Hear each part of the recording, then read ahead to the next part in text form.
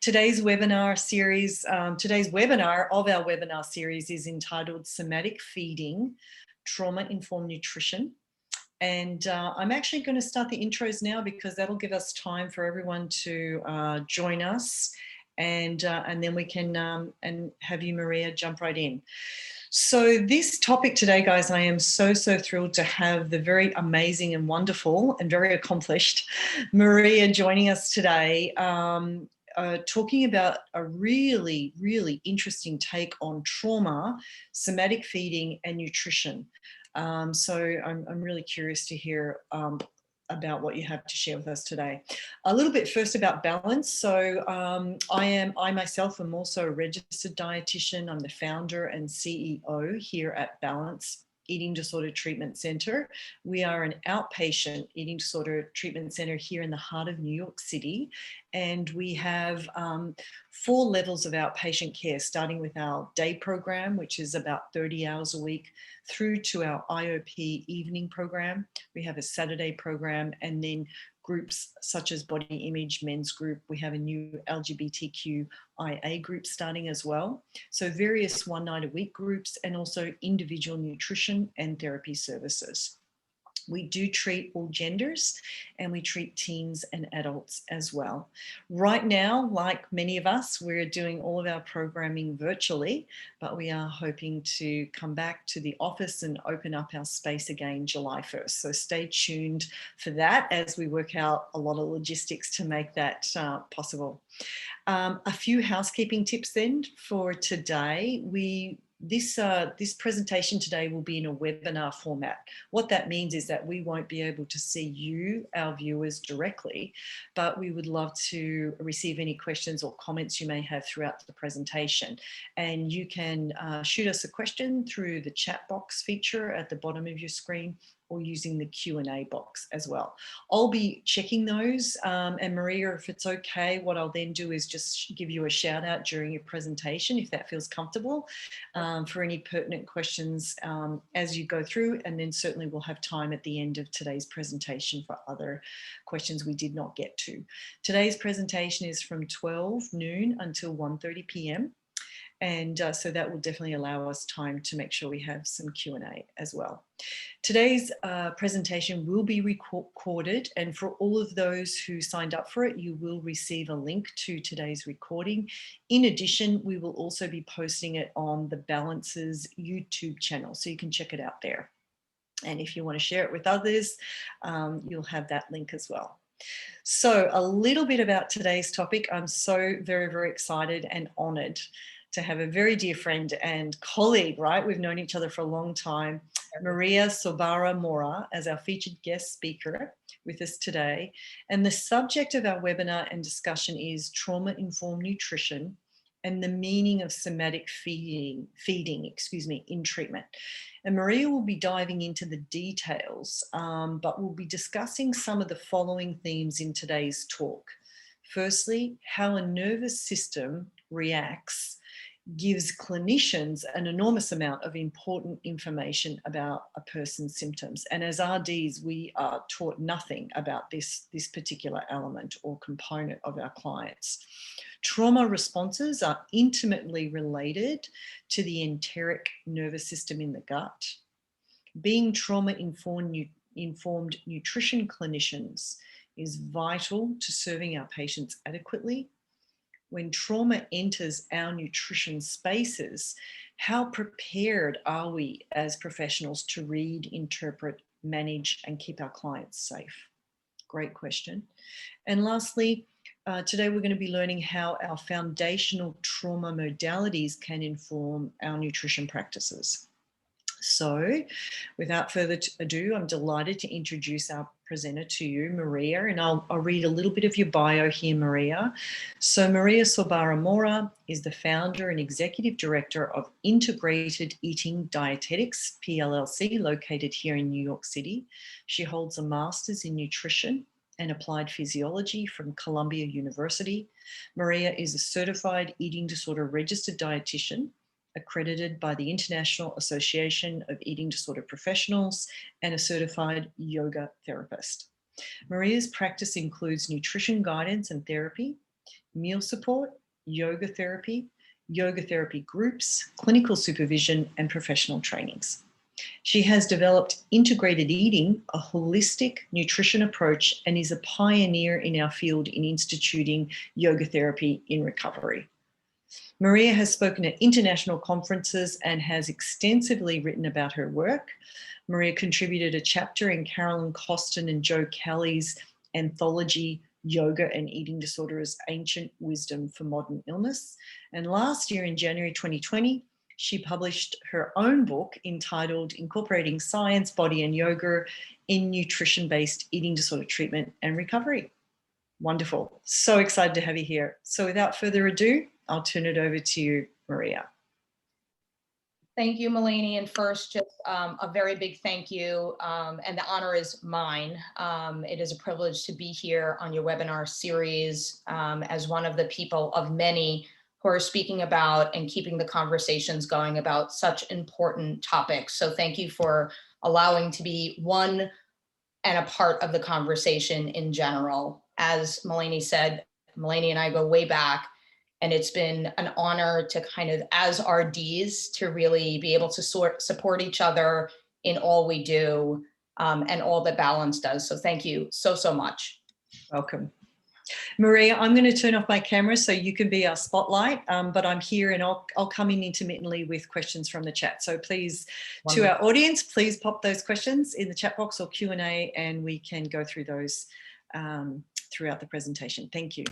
Thank you. So thank you again for being here today. And like Melainie said, I am an RD as well as a certified registered dietitian and approved supervisor, as well as a certified yoga therapist, an author, and have a research background. And all of that to say that I come here to you today with experience on this idea of threading and integrating our work as dietitians and continuing the questions and discussion around trauma-informed nutrition. We spoke a little bit about integrated eating, my practice. One of the things just to highlight about the practice of integrated eating is that we believe in holistic care, like so many of our dietitians do out there in eating disorders. We take a holistic approach to eating disorders, body, mind, and soul or spirit. And we do that through how we counsel and how we counsel through structured eating, adding mindful, instinctive, or intuitive presence, and considering what it would be like to be the master of our own bodies. So today I'm going to start by inviting you into a guided meditation. This slide will not be changing. So if you'd like, you can continue to look at the slide. You can let your eyes close. You can gaze down at the floor, however you want to be with your body. Take a moment to ask yourself what it would be like for a few moments to have an inner focus. If it makes sense to you, if your back is not already on the chair, take a step back, put your back up against the chair, perhaps put your feet on the floor and get grounded. And then as it serves your body, find a breath. Take a breath in and out. There's no right or wrong way to breathe, just you and your breath here.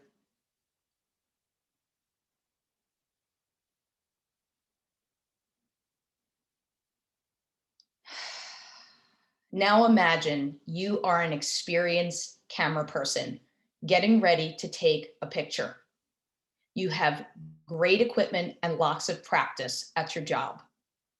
As you get ready to take this photo, you are intuitively and keenly adjusting for and noticing things in your view. You already begin to notice the background, the foreground, the light, and the shadows. Before capturing that important shot, you explore the different lenses that you've brought with you. One lens that you try on is used to create more acuity in the foreground. Another lens that you try on gives you more detail to the background.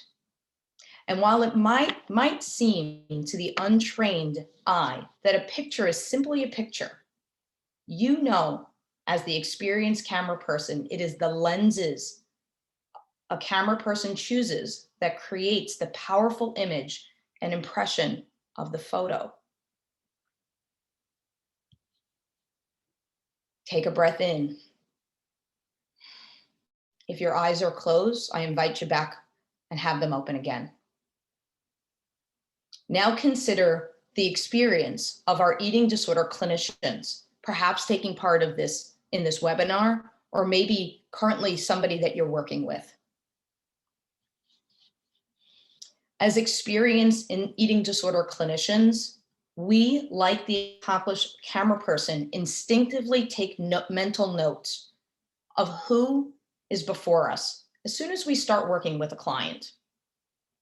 Many of us will begin to connect the dots of the eating disorder symptoms as our first choice of lens. When we look into that lens, the client's symptoms come into view. Some clinicians may work with a different lens, like the lens of mental health. So when they try on that lens, what comes into view might be the personality structure of their client or the chemical balance. Some may try on a medical view or lens. But how many of us working in the field, working with our clients, will take a trauma-based informed and information? How many of us take trauma-based information in when we're with our clients? Do we read and do we understand their nervous systems? Can we bring into view their trauma histories? This webinar today asks each of us to try on the lens of trauma as we take in and see our clients.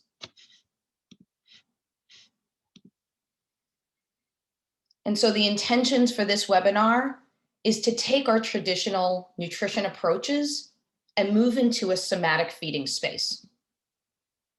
Why is that important? Because the studies, the research tell us over years and years that eating disorder, trauma, and PTSD are intimately related. We know that there is a strong relationship between eating disorders such as OSFED, bulimia, binge eating disorder, that are intimately related to trauma and PTSD. We know that people who reported sexual trauma had higher rates of PTSD and eating disorders. And we know that the majority of men and women with eating disorders continuously report history of interpersonal trauma. So what this means in a nutshell is that if we are not understanding as clinicians the relationship between trauma, eating disorders, the nervous system, stress, and stressors, we are missing something. And the understanding of trauma-informed, clinician-based nutrition approaches will help us understand our clients better and overall help to treat them more intimately and give them the right type of care. The overlap between eating disorders and trauma is significant. And we must ask ourselves why. Why is that the case? Well, we've heard of this idea of big T, little t trauma. And we know if we look on the right side of the slide that many of the things that are in this column are some of the things that we've heard our clients and patients say to us or tell us in getting to know them through our intakes. They have had a history of trauma, sexual, physical, emotional, grief, loss, tragedy. We can slap on, for good measure, a pandemic, which in and of itself, whether it relates to loved ones being ill or possibly passing, to just the trauma of the unknown and our lives shifting and changing within a moment's notice. But even for those who may not have significant little t or big T traumas, there's one thing that we all have in common, and all of our clients will have in common, which is we all have nervous systems.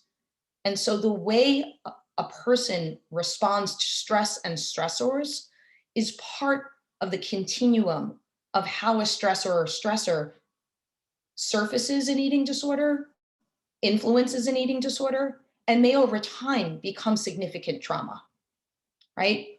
Many of the times that we are with those in our care, we hear and understand that the way the eating disorder develops or developed has been through a significant life change or transition. Do we see that as trauma, as little t trauma? Or are our lenses specifically geared towards the eating disorder symptom? On top of this, we must include the bookends of trauma and eating disorders. All eating disorders create stress and trauma on the body. And many of us know that as clinicians, as those who are in recovery. But we may not think about the idea that returning back into a body is also traumatic for our clients, or can feel traumatic. Today, I invite you to think about the things that we think about as clinicians on every day a little differently.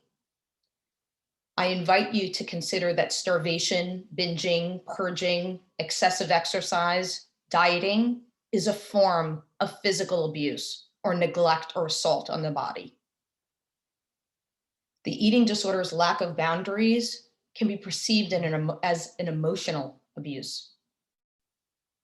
Thought and belief distortions, a form of gaslighting. Negative self-body talk, a type of teasing and bullying from the inside out. And the intrusive behaviors that the eating disorder suggests, assault and harassment. And if we continue to use that lens, we can also help our clients understand how the eating disorder can create stress and trauma on their own bodies. Right? Because many of our clients see the eating disorder as a life preserver and a safety, a protector. And we all know that this has a place in the eating disorder, right? It comes genuinely and innocently as a way of protection. But can we also add in how the eating disorder eventually may become an abuser or a bully? These are some excerpts from mine and Joe Kelly's book. In order to give a bit of insight in recognition that when we ask our clients to become mindful of their bodies, especially with nutritionists, especially with the RDs, mindful eating, that we are asking them to do something that can really feel unsafe. And why is that the case? All eating disorders, no matter what symptom or diagnoses, have one thing in common. Eating disorders serve to disconnect people to their bodies. And so reconnection, although it sounds wonderful, and especially as clinicians, we are so passionate about getting our clients to reconnect, but that reconnection can feel very, very, very unsafe. Why is that the case? For people with eating disorders, becoming aware usually involves waking up to pain and traumas that they have disconnected from. So when we say mindfulness, we love the idea of greater awareness. And as a yoga therapist, I can say awareness is a tremendous tool that we all have. But mindfulness also can often mean embodying agony and resensing anguish. As nutrition clinicians, when we ask our patients to become present to food, the experience of eating and the experience of their bodies, it's like asking them to travel to a distant place where nobody understands or speaks the language, the currency, or the norms. And therefore, we must, as nutrition clinicians and clinicians in eating disorders, reassure those in our care that feeling lost and afraid is part of the journey. And finally, as the segue to the nervous system, when we ask our clients to notice their breath or to sit and eat a meal with us in meal support, and they're in fight or flight, or they are in trauma, they'll run right past us because literally they have something more important going on in their minds, which is they're in danger. The sympathetic system keeps mindfulness at bay. Mindfulness and active eating disorder symptoms, they can't coexist in the same moment. And so as RDs, can we understand this more deeply? Can we understand that when an eating disorder symptom is present, especially in the fight or flight or collapse system, and we're asking our clients to become mindful, that it may be impossible for some. And then for good measure, we need to consider society's role in developing, maintaining, influencing trauma, stress, and stressors. It is hard enough to have a relationship to body, food, weight, and exercise, but we are constantly and chronically being told to nip, tuck, plump, pluck our bodies. We are asked both to supersize and fast intermittently, of course. We are demanded to make leaderboards and to become the biggest losers. And in essence, we are intruded upon constantly by society's pressure and social media's agenda. Like I said before, we all have something in common, each one of us. We all have nervous systems. Yes, our nervous systems will react and respond differently to even the same information. So if 2 or 3 of us were in a room and something traumatic happened, it is possible that all 3 of us would have very different responses in our nervous systems. It is why a unique and intimate relationship to understanding our own nervous systems and perhaps the nervous systems of those in our care is vital. We know that the nervous system is cut into 2, central and peripheral, the brain and the rest of the peripheries. And we have, through the peripheral system, the autonomic, somatic, and visceral systems. It is this bottom rung that helps nutrition clinicians to understand where our role is. Because in the part of the autonomic nervous system is the sympathetic, the parasympathetic, and the enteric nervous system. And is in the enteric nervous system and the influence between the enteric nervous system, parasympathetic, sympathetic, and entire autonomic system that we as RDs, as nutrition clinicians, as those who are feeders, need to understand better how trauma, stress, and stressors relate and respond.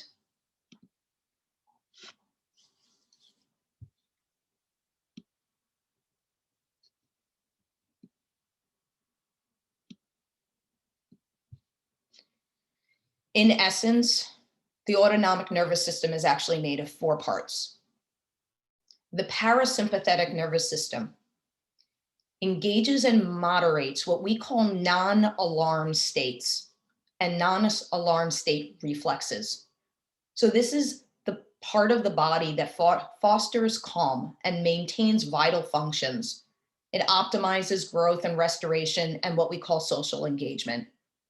The sympathetic nervous system, on the other hand, engages and moderates the mobilization state reflex, that get up and go.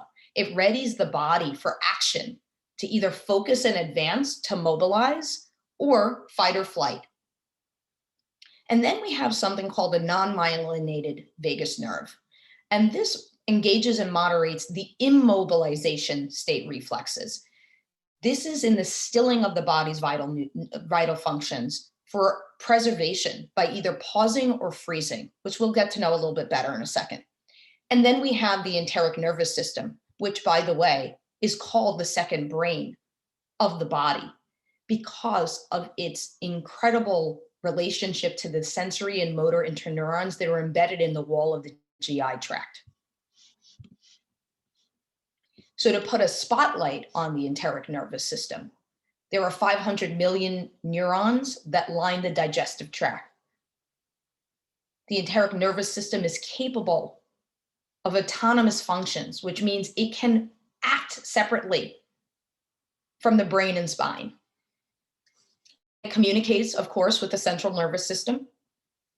Its jobs include peristalsis, creating enzymes and neurotransmitters. And when I'm speaking about neurotransmitters, I mean more than 90% of serotonin and 50% of dopamine lies in the gut and is created in the gut. So when the enteric nervous system, through stress, stressors, and trauma is influenced, the whole body has a reaction. And the serotonin and dopamine, which are inclusive in anxiety, in depression, in mental health, in inflammation, all get reactive. They all are influenced by this specific system. And what is so interesting and amazing about the enteric nervous system is that the enteric nervous system itself, because it can be autonomous, alters its response depending on factors like the bulk and nutrient composition. So this is where we as dietitians need to understand that restrictive eating disorders and bulimia, how all of these things can relate to how the enteric nervous system reacts and responds to the other parts of the system, including the fight or flight and collapse systems. The gut-brain axis is also inherently involved in inflammation, in creating a good immune system as well, and anxiety and depression, as we just spoke about. But I want to get back to this idea of the nervous system and these parts, because as we get into understanding these trauma philosophies that come and help inform, especially my work as a dietitian, I want to really kind of go back to the beginning of the brain, right? And really talk it out to understand when we see somebody in fight or flight, what it actually means. Or when we start to identify a client in collapse, what's actually happening in their bodies. So we have these four systems. We have the freeze, fight, flight, and we have this thing called a social engagement. Sometimes, right, in talking, we hear the word fight, flight, freeze, or the nugget of words together, fight, flight, freeze. However, that's a misunderstanding. Freeze is the most primitive and evolved response that the brain has. It is the collapse, limp, freeze system. It is that idea that in the animal world, that an animal like a rabbit is being chased by a predator, and it knows it can't outrun or outfight its predator. And so the most primitive and a primitively evolved response is to collapse. And that means, and that comes from the upper part of the brain system, the dorsal vagus nerve, and it allows for a hypoaroused sense, which basically means all biorhythms go down. That animal is perceived as dead. The next evolved response is the fight and flight. It's the defend and attack or the run away from danger.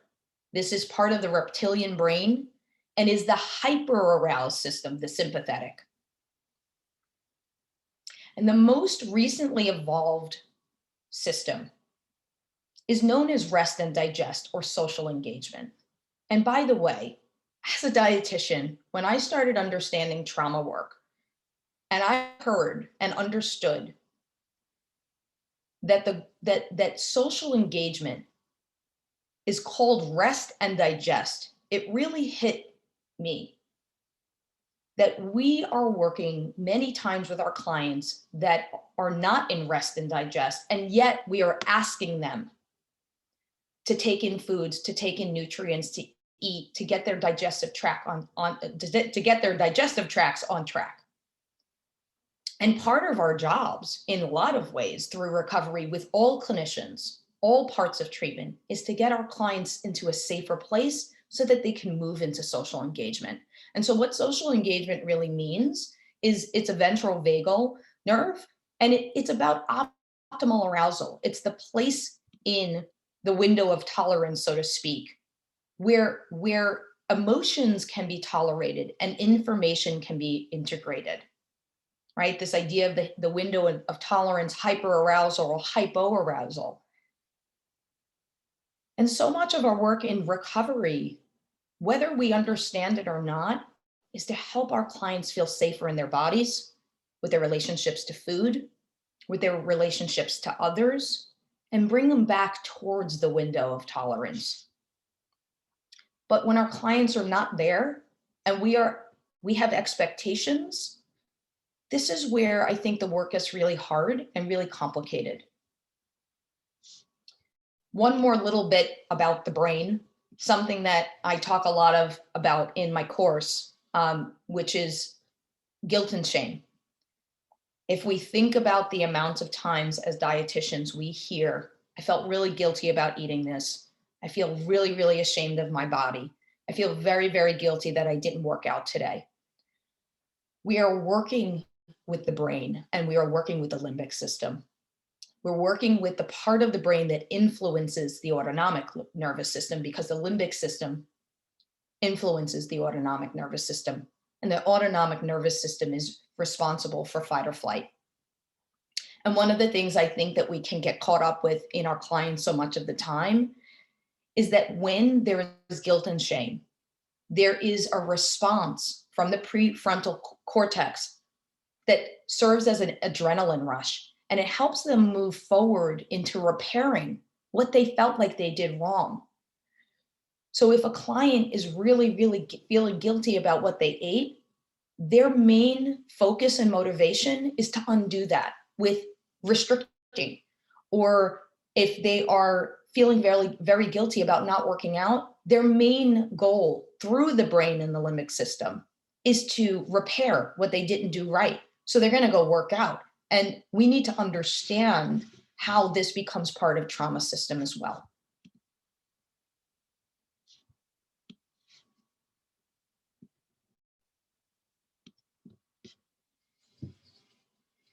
So let's now try on both lenses. Let's try on the eating disorder symptoms as well as the trauma system here. Both of these lenses coming together.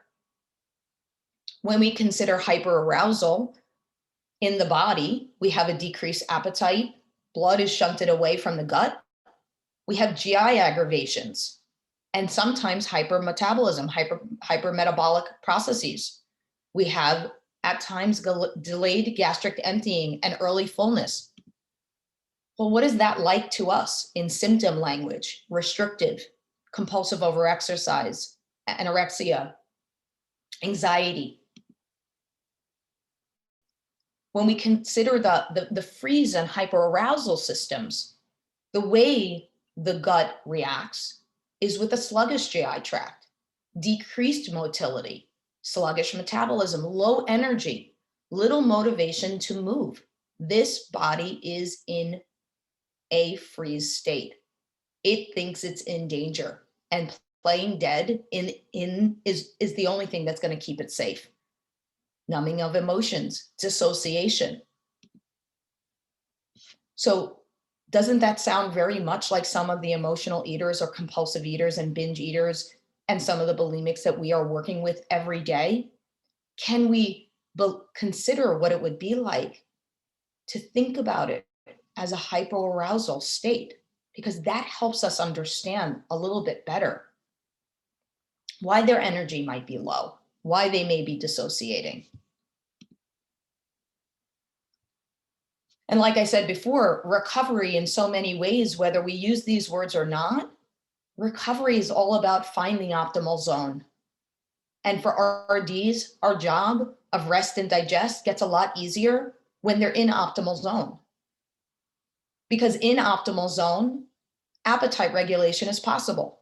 Hunger and satiety cues are regulated. There is more balanced metabolism and GI health, especially from that enteric nervous system. Foods are more optimally absorbed, digested, and metabolized, and there is more optimal energy.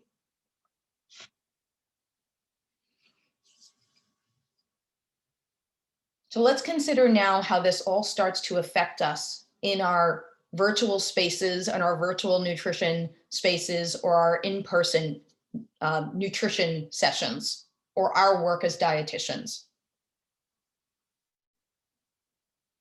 When the body picks up when anyone's body picks up an unsafe cue, it will begin to respond.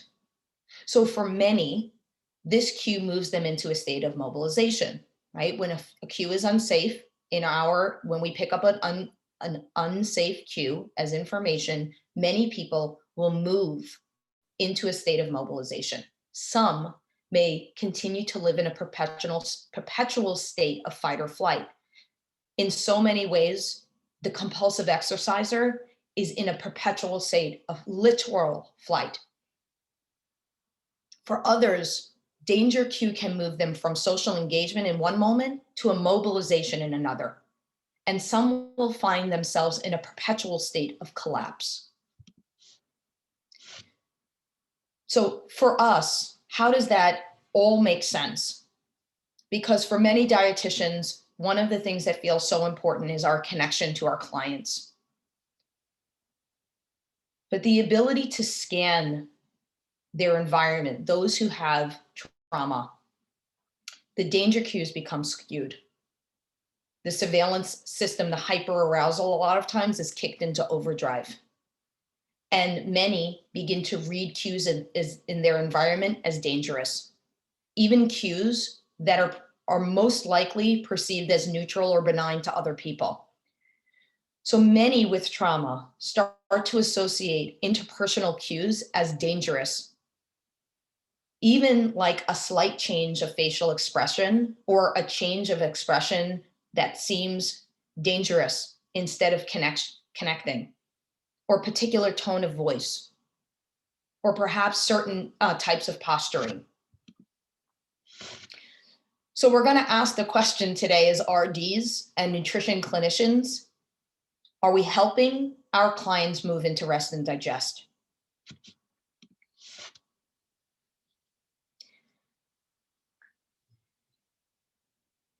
If any of you are watching today are RDs in the field of eating disorders, and I am one of them, we know that it is important to be direct with our clients, sometimes tough. I certainly have a reputation for that.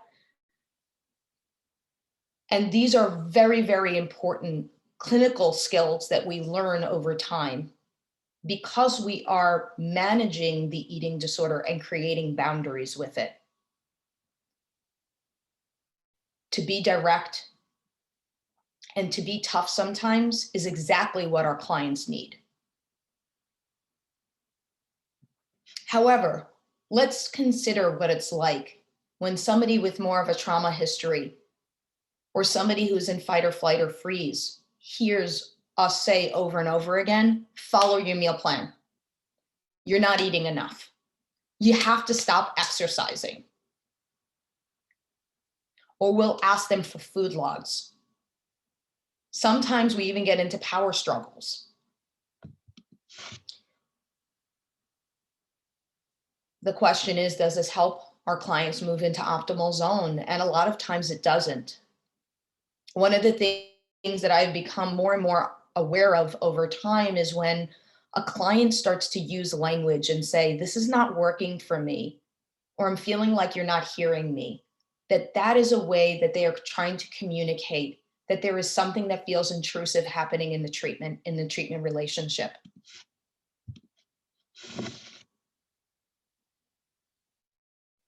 Let's also consider just our traditional approaches, right? The general, again, we come from this with the most, and again, as an RD who's incredibly clinical, I need to see your lab work. We need lab work, right? The amount of clients who have over their years of treatment need to be poked with needles to get blood work every other week or urinalysis. Certainly the amount of times that somebody needs to get on a scale.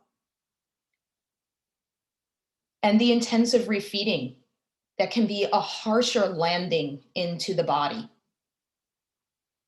Even our therapists who genuinely are asking, how do you feel?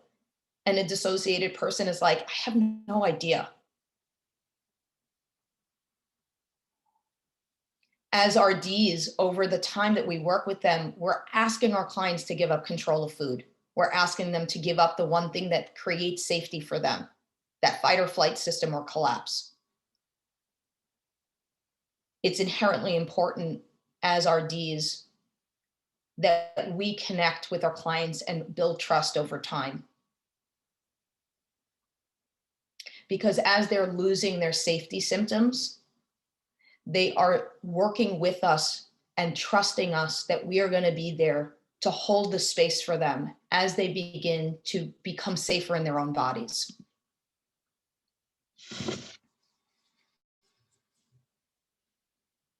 I can't stress enough how important it is as nutrition clinicians to create a trauma-sensitive assessment tool.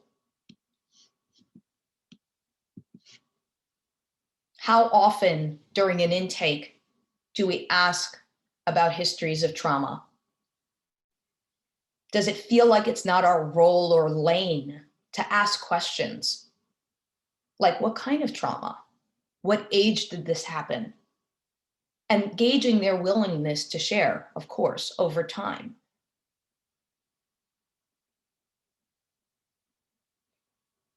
I am lucky enough to work with some of the most amazing psychotherapists in the entire planet.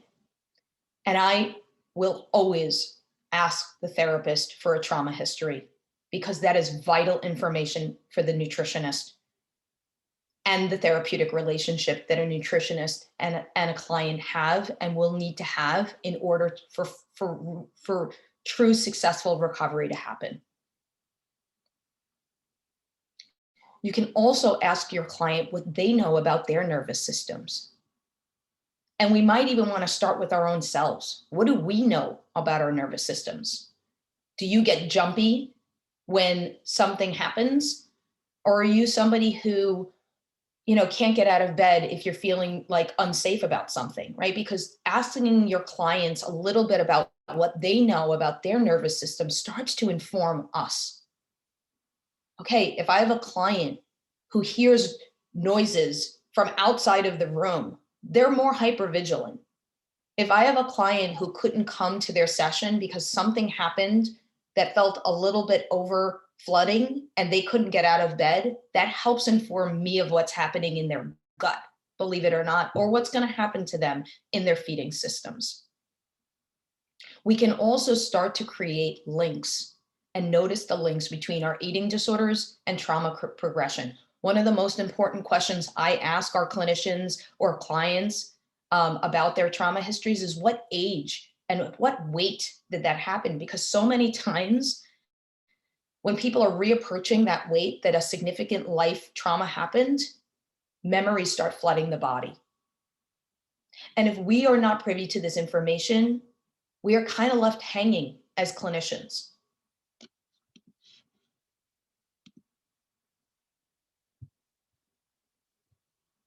So we ask the trauma, those in trauma work, the ones who are at the forefront of trauma theory, and we ask them to help inform our nutrition work. And that is the basis for somatic feeding.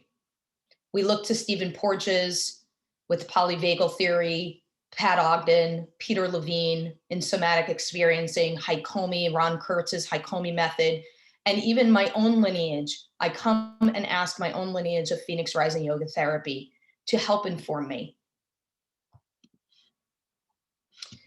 So Steve Porges uses the principles of safe setting, biological movement, intonation, and engaging facial movements and gestures.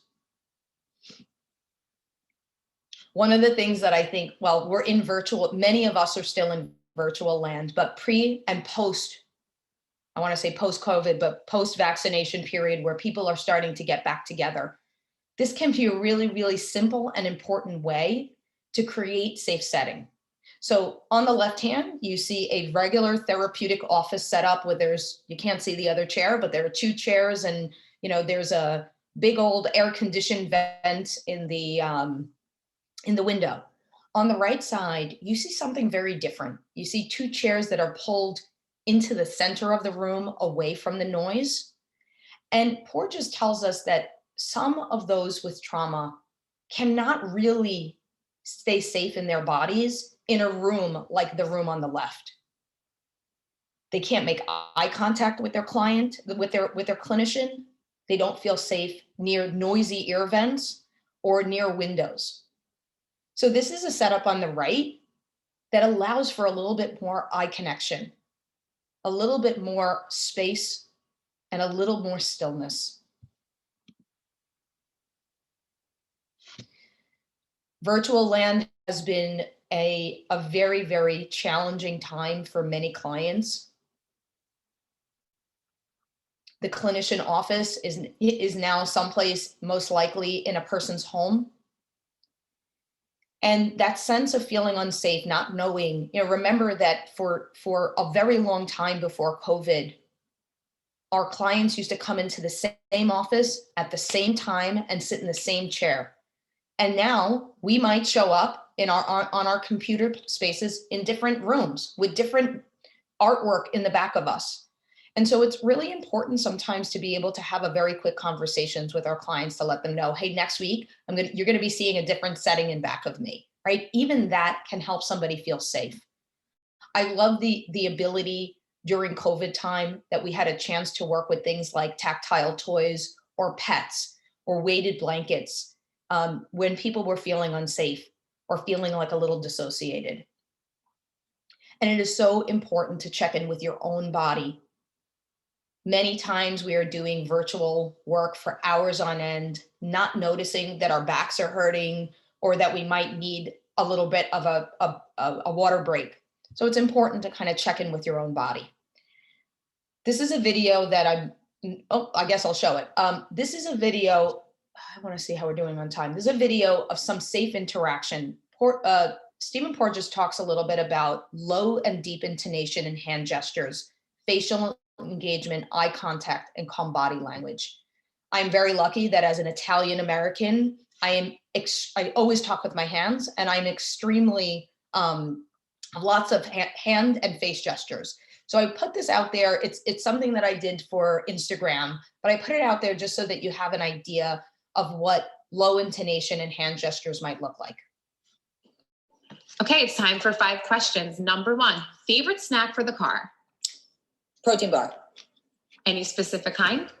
Go Macro Bar. Amazing. They're tasty. They are non-perishable and they are balanced. Awesome. Number 2, best time to start a healthier routine? There is no time that is a better time than the time that you are ready. Number 3, your favorite go-to mantra or affirmation? Ooh, I trust myself. Okay, I'm going to move on. Hopefully this will click.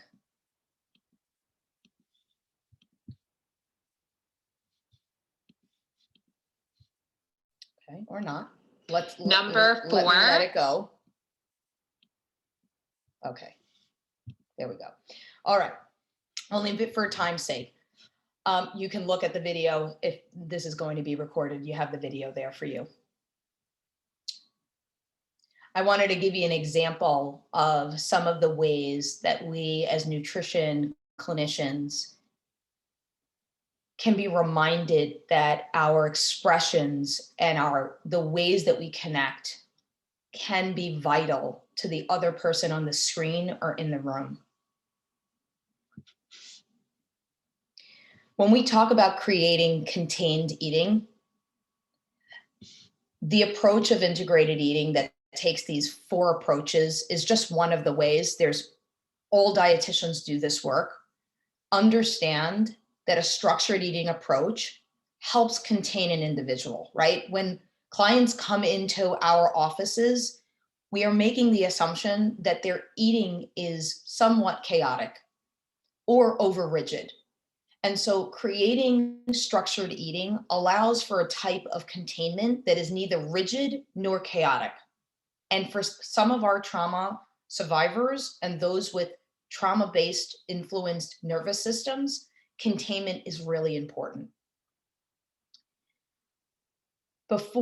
After containment, mindful eating can help ground an individual in their bodies.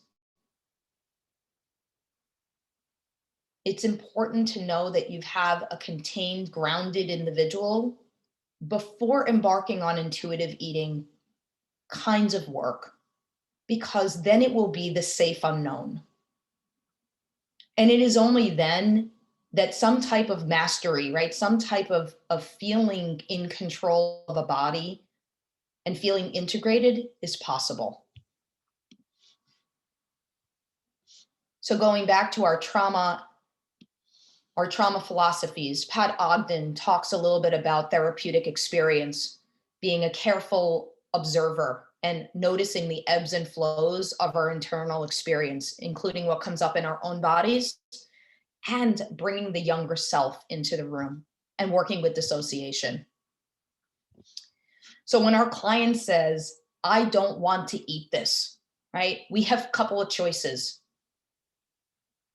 We can, move into something that feels like, well, you have to eat it, right? Well, or you don't have a choice, or this is what your meal plan says. Or we could decide to ask them something more embodied. Well, what part of your body doesn't want to eat this? Or I get that this eating thing is hard right now and that you don't want to do it. How willing are you to eat this right now, right? Asking for a little bit more of their experience. Let's take a breath together. I see you're anxious about this meal. Maybe we have a chance here to help guide their nervous system into a more optimal zone. This idea of pulling up a chair for your younger self is something that I work with some of my own clients. This is a profile of a 28-year-old male with a history of emotional abuse and anxiety and in hyperarousal as well as collapse system. And one day when we were doing a mindful meal support, I asked him what was coming up, and he was moving into, I feeling very overwhelmed, and I don't know, it's hard to come to the session.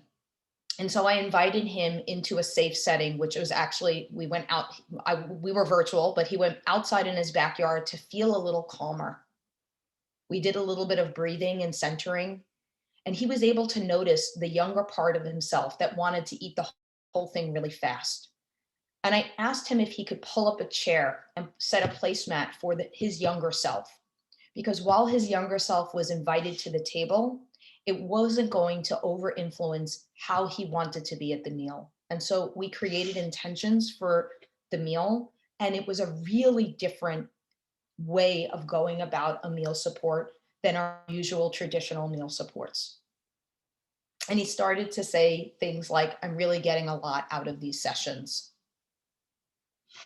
The other thing just to note is sometimes especially in meal supports or in nutrition sessions, we have clients who are dissociating. And one of the things that I've noticed that have been incredibly important in emotional dysregulation, especially at meal supports, is to really be able to make clear goals and give meal support options. This is a profile of a 23-year-old female with anorexia and borderline personality disorder, as well as a trauma history. And what was happening in these dissociative episodes of meal support is we started to feel like we were actually doing less good and more harm. And I instructed and supported my staff at Integrated Eating, who is amazing. They're amazing clinicians, to help her not to force herself to be there if she couldn't do it. If she couldn't use her skills, that we had her reassess the session goals. And I say this and I bring this up because I think sometimes as RDs, we have a lot of expectations and assumptions about what we're supposed to get done in a 45-minute or hour session. And sometimes the goal is connection with our clients, not getting 100% of the meal in somebody's body. And sometimes the goal is making somebody feel safe, not getting a meal plan together. And so with this specific client, we really had to reassess our own expectations and reevaluate our assumptions about what we were supposed to get done in this session. It was really helpful. This is a way of grounding your client when a client is feeling ungrounded. I'm going to put on 5 minutes of this, and here we go. Hi, everyone. I'm going to demonstrate 3 ways for you to ground your client in your office. Let's say your client is sitting in their chair and you are noticing them not in the room, or they may say something like, I'm not feeling like I'm here or present. You might actually see something like their legs shaking, or you can just tell that they're either in, a more hyper-aroused place or really zoned out and disconnected. You can simply ask them to put both feet squarely on the floor.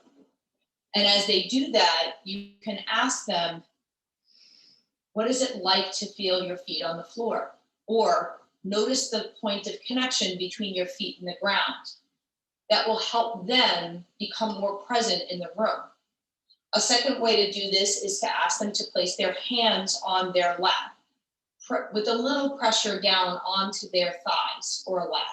That also creates a grounding pressure down onto the floor, which allows for some recognition for the parasympathetic nervous system, and it allows for more presence in the moment of body sensations.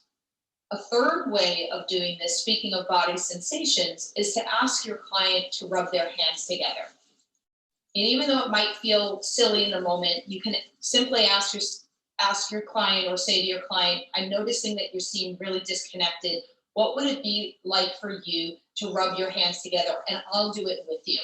And as you do it with them and you're demonstrating and modeling, they're picking up sensations in their hands, becoming a little more engaged in the room. And then you can have them simply let their eyes close and bring their hands apart and notice what it's like to do that. Sometimes I ask my client to put a hand at a place where they may need a little connection. Take a breath in and out.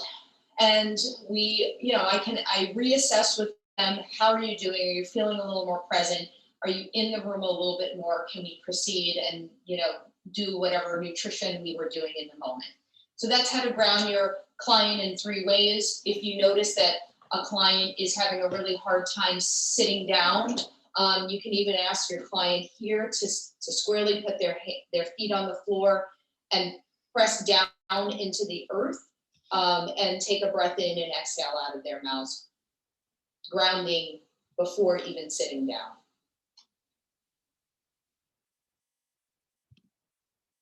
Okay, somatic experiencing. Somatic experiencing uses the principles of resourcing, this idea of grounded okayness, pendulation, moving between states of expansion and contraction of the nervous system, and the titration, this idea of less is more and slowing down. So how do we use it as dietitians? Well, some of the ways that we can resource and keep them in that feeling of okayness is keeping the frame consistent, the appointment times and length being the same, right? And safe and contained structured sessions. Pendulation, moving back and forth into things that are more challenging and less challenging. Think about our meal planning, that we can meal plan safer foods and fear foods in the same session, right? This idea of meal support, less and more challenging meals, leaning in and out of the challenge. And the titration, this idea of less is more is really important here. Perhaps starting with a meal plan with what the client is already eating and building from there. Or only starting with 1 or 2 intentions or goals or action steps, right? When we give our clients meal plans and 50 million things to work on, they can feel really flooded. Ron Kurtz's Hyperarousal uses the principle of mindfulness, nonviolence, unity, organicity, and mind-body integration. So when we're using our mindful meal supports, how do we really engage mindfulness and mind-body experience? Sometimes when we're coming to our meal supports, I like to include a centering, a moment for both of us just to sit with our eyes closed and create an intention to notice our breath and to use what I call mindful awareness breaks, as well as our post-process. This is where mindfulness can really, really start to include embodiment, right? When we're doing our post-assessments and pre-assessments, that we're not just asking, how hungry or full are you, but we're asking, what about your sensations? Did you notice any textures? Did you notice the taste? We bring the sensory component of our meals in together. We bring some emotions into place. Even the idea of mindfulness. On the bottom of the first page, we have this idea of how mindful were you? Were you distracted or engaged? Were you compulsive? Did you feel immersed? Did you feel totally disconnected? And then there's this emotional scale where, we really can ask a client, how present were they? Were they flooded? Were they eating and kind of disconnected and dissociated, but they finished 100%? Because the goals are not as important as what's happening in a person's presence. Or it's certainly important to know both. This idea of organicity, right? The dietitians, we are all doing one of Hyperarous's measures all the time, right? We structure the meal plans. We ask for food logs, shopping lists, recipes, culinary skills. These are all ways of self-regulating and organizing. And this idea of mind-body connection. So if we are now assessing our clients as hypo-aroused or hyper-aroused, we can start to think nutritionally of what they need. Do our hypo-aroused individuals need more vitamin D rich foods, nutrient density, probiotics? Do they need things like herbs like ginseng? Do we ask them for, more active styles of yoga and engaging exercises and dynamic breathing versus more gentle? If they're using aromatherapies, can we suggest aromatherapy brands or odors that are more engaging and allows for more of this mobilization response? If we have the hyper aroused, can we start to think about omega-rich foods that start to decrease the inflammation in a body? Carbohydrate-rich for bringing the serotonin levels into check. Magnesium, aromatherapy odors that are calming versus arousing. Gentle yoga and breathing. So this starts to inform how we counsel. And then finally, we have the Phoenix Rising, which is my lineage of yoga therapy, which uses the pillars of client-centeredness and unconditional positive regard, and uses the concepts of edge, not too much, not too little, just right, embodiment, and breath. A little bit of a blurb of why yoga is so important in trauma treatment. It activates and helps a client understand the parasympathetic or the mobilization systems. It includes breath work. We as yoga therapists can work with the Psoas. And in the course, we talk a lot about how the Psoas is involved and innervated in, especially in sexual trauma, and how yoga therapists can actually begin to work with the Psoas if that's something that has been innervated in some type of traumas in a less activated and safe space. In yoga therapy, we have memory activation, and we can do that in a safe space. Grounding when activated, edge work, and stress tolerance. And this, this is not just yoga therapy, but all the amazing trauma treatments that we now have that as clinicians we can use in tandem with our eating disorder recoveries. Maria, quick question there. What is psoas? The psoas is a muscle that begins actually in the abdominal wall and goes all the way down into the legs, past the hip joint. And so I'll kind of back up my space. In trauma, when we have trauma, most of us, if it's fight, we go like this. If it's flight, we go like this, we immobilize. And if it's collapse, we go like this. So most of the time in any trauma, our psoas muscle has taken a snapshot of the trauma inside of that muscle. And so when we work with clients and we're working with the psoas, this is sometimes where we see trauma reactivation or memory retrieval. Thank you. That was great. This is a little bit of an excerpt of how to do a falling out breath. I know, you don't need to be a trained yoga therapist or mindfulness teacher to help your client take a breath. I just want to say that out loud. And, if you feel comfortable using this kind of idea. Okay, so I'm going to demonstrate a FOB, a falling out breath. This is a style of breath that is especially good for people that are more in hyperaroused states versus hypoaroused states. It is because this style, this falling out breath, specifically helps with parasympathetic activation. And I'm going to demonstrate it a few times and then break it down.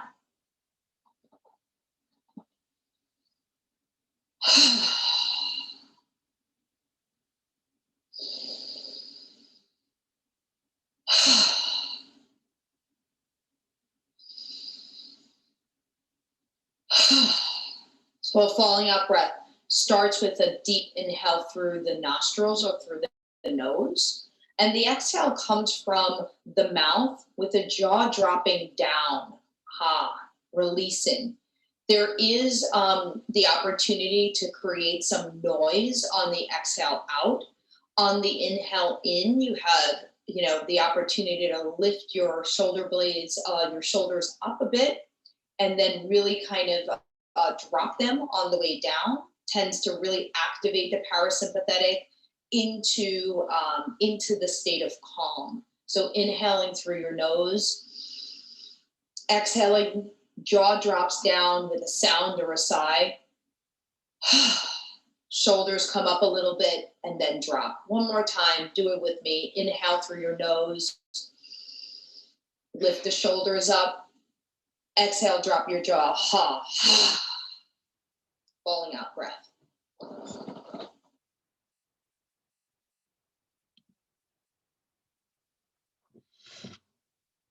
And finally, one of the last pieces I think that yoga therapy and Phoenix Rising has taught me that I think has been so influential. I think, coming into the yoga therapy training as a seasoned clinician in eating disorders, the first 15 years that I was practicing yoga therapy, my eating disorder training was informing my yoga therapy practice. But it was only after really understanding trauma where I understood that my yoga therapy practice could start to inform my nutrition practice. And one of the things that we say in yoga therapy is the mat is a mirror. And for the dietitians out there, what I'd like to say is, the meal is a mirror too.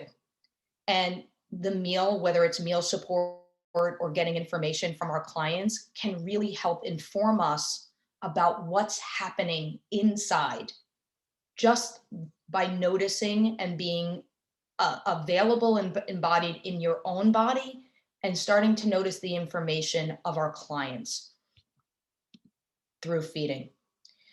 So that's the end of my presentation. I would like to just say that the next 12-hour course is coming out sometime extremely soon. And you could certainly email me with your interest. And I want to thank you, Melainie, again for having me here and letting me present Somatic Feeding. Maria, that was I just expect my camera to come on. That was so fantastic. I was sitting here taking notes. I learned so much from that. And I hope that for all of our participants today as well, especially the RDs, that, you know, I found myself really thinking about the different, you know, approaches that we have in our sessions, and of course the meal supports, and how it actually is fairly, it's very accessible to us, I think, to be able to, you know, just be mindful of our tone, be mindful of the eye contact, the engagement, and how you can really shift this in a very, very significant way. And it's very nuanced, but my goodness, how powerful as well. I just want to say what a lovely introduction you did today of really kind of deciphering some of this, because of course I think many of us have heard about, you know, somatic experiencing and this type of, you know, trauma, of course, and the different nervous systems, but the way you presented it and then added the nutritional application, I thought was really well done, Maria. So thank you for that. We do have a couple of questions actually, if you're ready. The first one is from Laura Pamillo. Laura, great to have you with us. And Laura says that it is my experience that the clients that would benefit from breath work and or meditation are the most resistant. How do you start when the client literally won't tolerate even 60 seconds of either tool? Great question, Laura. Excellent question. And I think where we as RDs, especially in these more kind of, experiential places that we're at, where we can try on mindfulness and we can try on all of these, new skill sets. And we're really working hard in our sessions to do that. And then we are feeling like our clients can't really hold or tolerate some of the skills that we know will help. So I think first, Laura, I think the first thing that I might suggest is just to assess, what do you think that means? That a person who you're asking to do some breath work or meditation can't do it. What does that tell it? What kind of information are you now receiving about their nervous systems? Most likely, their nervous system is telling us that it is too dangerous to do any of that, and that they're in more of a fight or flight kind of a place, and that they may not be ready, right? It's like the whole idea of like, if a tiger is chasing you, we can't really invite you to lunch yet, right? So because they're in danger. And so the first thing I would like to just say is, can we hold our clients in our view and in our own viewpoints as, oh, okay, they're not there yet. Their nervous systems are not there yet. I think one of the ways that we can ask our clients to become a bit more ready is to ask them what it's like to ground. So before they can take a breath, they actually have to be in the room. So we have some skills that we sometimes use. It might be as easy as saying like, hey, so-and-so, do you feel like you're present here today? Can you feel your feet on the floor? Can we do that together? Can we put our feet on the floor? Tell me what it's like when your feet are on the floor. Do you feel them? I worked with a client once where I was having a really hard time engaging, and she was saying things like, I already know what to eat. Like, I don't need, like, right? And it was like, there was this way in which she was like, I don't need you to help me with nutrition today. It was almost like the biggest message. And I was like, yeah, I heard that. It landed with me. And I kind of took a step back and I said, can you put your feet on the floor? Do you feel your feet? And she was like, nope. And that was the way in. She was like, I never realized that I'm so disconnected from the bottom down. And then she made a connection with how dissociated she is during her binges and purges. And so I think any way that we can include their body and their reactive systems into our session is a way that we can say to them, I hear you, I know where you're at, and we could start with where you are at. Absolutely. I'm hanging on every word there. I'm just thinking about, my gosh, grounding in that way. So many of our clients, of course, and especially when they're coming into us at a higher, even higher level of care than our individual sessions, though I will say we're seeing a lot of acuity even in our individual sessions, you know. But the point of my comment, meaning that, you know, doing grounding practically at the beginning of each session or group setting, I think is actually, you can just see the merit in it. My mind is exploding with questions, Marie, if you don't mind. So Laura, thank you for that question. That was really terrific. There's another question here. There's actually another couple before I jump in and ask some of around the GI. So the first one is from Susan Osher, and Susan says, at which stage do you recommend exposure therapy? Ooh, such a good question. I'm a storyteller, so my experience informs my work. So what I want to just say is, you know, the pandemic has allowed me to have way more ARFID-like scenarios than I think I've ever in my own practice ever had. The younger folks, males, coming into into treatment with us. I know everybody's nodding their heads right now, and it's not just me, right? It's not just our practice. I can't believe it. It's overwhelming. It's overwhelming, and I have to say, I feel so honored to be able to have this side of the work, because it's so different than some of the other kind of more traditional ways that we treat. But I say that because in some of the ARFID work, sensory processing work, and, you know, even the kind of ARFID that moves into emetophobia, the phobia of vomiting, we are literally looking at people in trauma states. So I was thinking about a client that I'm working with right now who we cannot do exposure work with yet. I thought when I first got the call, oh, I'm going to have, you know, the whole team work with exposures, and we're going to do this and we're going to do that. And the answer was, we're not there yet. And what I do feel can be very important, if your question, Susan, has to do with younger folks, is that the first step is getting the parents involved, because they are the safeties in a lot of ways to creating containment first. And I like to, no matter what, have eye contact with our clients and just say, like, at some point we're going to be doing exposure work. Are you okay with that? Where do we start? I think exposure work can happen once.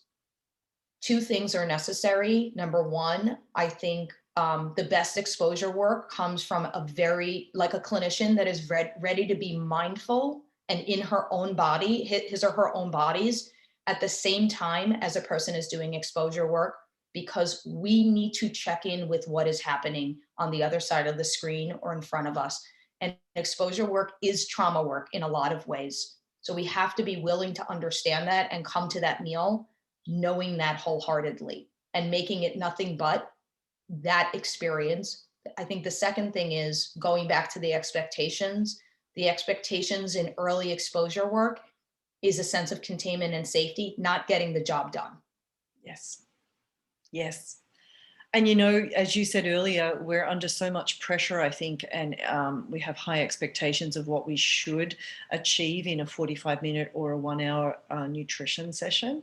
And often the client also has high expectations of what we should achieve, and families paying for our services, etc. Right. So that's a really, really great reminder of what the goal really needs to be in order for us to truly help the client, right? Not just be successful in how much we get done. Maria, the next question is, there isn't a name attached to this one, but how important do you believe that having a multicultural team treating eating disorders is needed to connect more with the patient? So I'm going with the assumption that the client is also from a multicultural background or different ethnicity. I mean, I think in our world today, without having an understanding of culture and all of the things that come, I'm thinking about it from the trauma lens right now. So I'm thinking, if it's not having a team that is available in, you know, race and ethnicity to join a client in that experience, then it needs to be our work as clinicians to go out and get that type of training to understand the trauma backgrounds or the backgrounds of stress. And I want to say the word stress and stressors, because I think when we think trauma, we think something bad had to happen in their, you know, in their experience once. And that's not what trauma is. Trauma can be a very, very, it's a malleable and flexible and also evolving thing in a body and in a culture. And so I would say, you know, for those who don't have full equipped teams that are kind of you know, that really engage in the populations, that we then need to be extremely educated on where the trauma can happen so that we are on our game. And we understand, because I think one of the things in trauma, no matter what, is not feeling like you get it. Absolutely, which is re-traumatizing for the client, right? Imagine that. Imagine that. It can be a game changer. And I think sometimes it's what leads to the, I don't think this is a good fit. Right. Kind of conversation. Right. Absolutely. Absolutely. That idea of not being seen and not being heard, right? Exactly. And that can be its own trauma for a lot of our clients too. Terrific. Those were the great questions. There is a question here about just if this is available online later. Yes, it is. Everyone who registered today will receive a link to today's recording. And also you can check it out on our Balance YouTube channel as well. And I did have if anyone else would like to pose any questions, please do, because I think I'm going to take the rest of your time asking questions. But, you know, as you did a really nice job of helping me to rethink the GI system with the hypoarousal versus the hyperarousal, and what the different manifestations we might be seeing from, you know, someone who's an overeater, binge eating, etc., versus someone who's a restrictor. And I noticed that you put probiotics for obviously the microbiome, for those who are listening, in the hyperarousal, but not in the hypoarousal. And I wondered what your thinking was. It was in both? No, I didn't put them in both, but they are definitely for both. Okay. In the course, on the week that it's the course, there's like a whole bunch of kind of lineage of probiotics and prebiotics and why they're necessary. And they're actually for both. Basically, we are working with inactive or overactive guts. And so for some, actually for more of the hypo-aroused, it would actually be, in a lot of cases, the prebiotic, probiotic, that enzyme, digestive enzyme, probiotic mixture, versus just the probiotic to get the gut working. We're looking at more inflammation in the hypo-aroused over time. I mean, I think we can, you know, I think we could all say a body in fight or flight over time is certainly not just aroused, but also in, you know, in inflammation. But I think the hyper-aroused really gets misunderstood, undereducated. And I think there's so much work to be done in understanding the collapse system. I am certainly somebody who wants to know more. And I think any information allows me to do my work better in that kind of form. I also want to say one other thing that I was thinking about, that I just feel like when we think about it together, it makes sense. And this is not a catch-all, right? We understand that sometimes you're hypo-aroused and you're not a binge eater, right? Like we get that these are not, you know, black and white dichotomous ways of thinking about things. But there have been so many people that have come into my practice that have helped me understand, especially sexual trauma in a bigger body, how hard it can be to ask somebody to exercise. Number one, because this is really where I could be moved to tears in just understanding the re-traumatization of some systems that just keep telling you to lose weight and exercise, to lose weight and because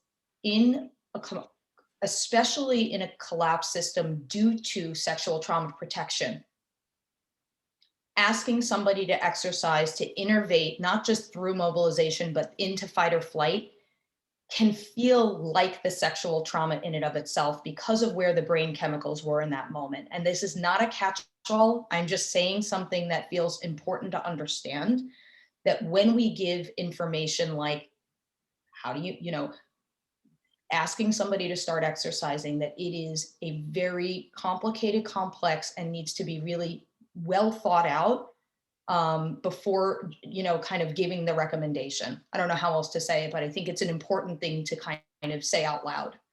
Wow, you said that perfectly, and there's so much more there, because from an RD lens and not the trauma lens, though a little bit of the combination. But what I mean is that I've often been very aware that our clients who are in higher weight bodies, their relationship with activity or movement can be filled with trauma because they were bullied or they were mocked or they were forced to exercise when they were younger. So I've certainly been thinking it from that angle, but that is a terrific piece to also be really considerate of.